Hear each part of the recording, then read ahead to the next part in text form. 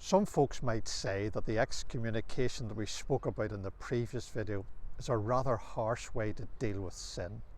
Surely within the family of believers it is better to show love and tolerance and nurture people back to the Lord.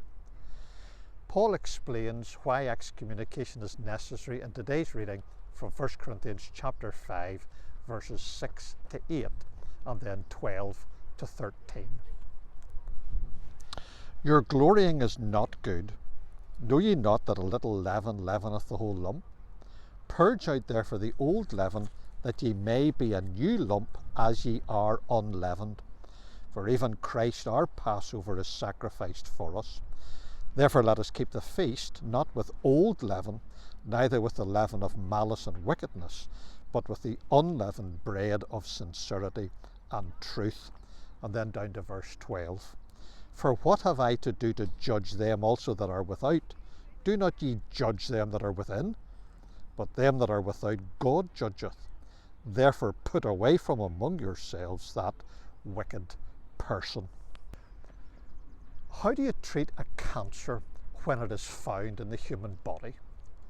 When my late wife Elizabeth received the news that she had a cancerous tumour, I remember very clearly what she said just before she had her operation.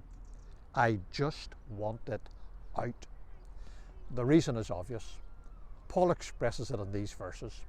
A little leaven leaveneth the whole lump, verse 6. Leaven spreads throughout and corrupts the whole piece of dough. It's not a case that it might spread, but that it does. It affects the whole batch of dough.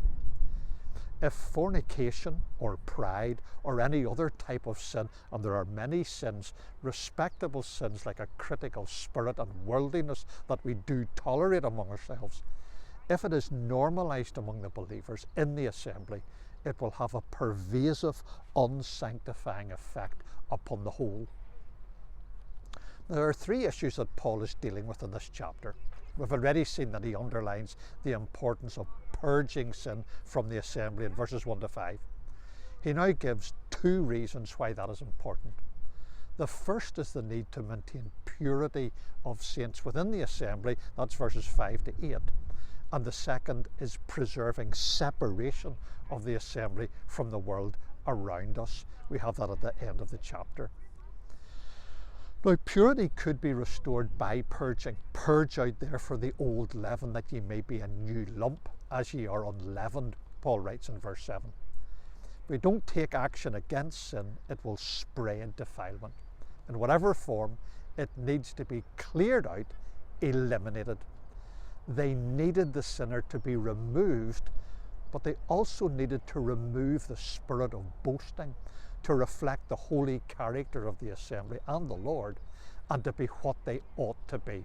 That was the very reason why Christ our Passover is sacrificed for us, also in verse 7. He died to make us an unleavened, that is, a holy lump of dough.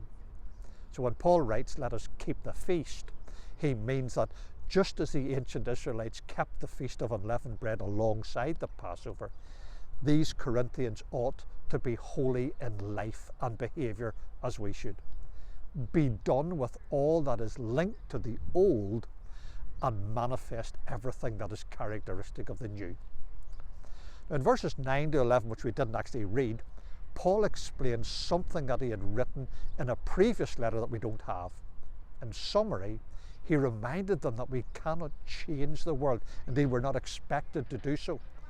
But we should maintain a distinction between what is within in the assembly and what is without outside the assembly.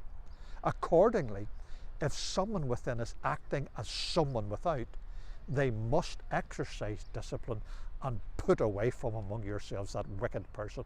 Verse 13. Israel in the Old Testament was to have been a distinctive nation, and the Lord expects us in the present age also to shine as lights in the world. Philippians chapter 2 verse 15.